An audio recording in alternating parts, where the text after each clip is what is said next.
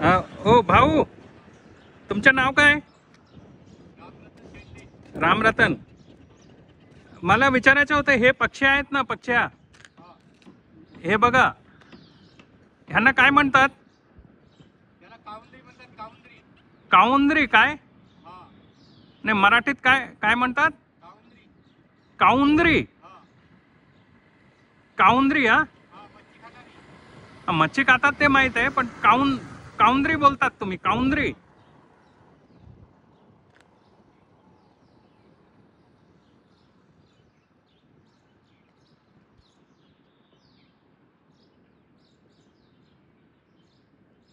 तुम्हाला मच्छी भेटली का?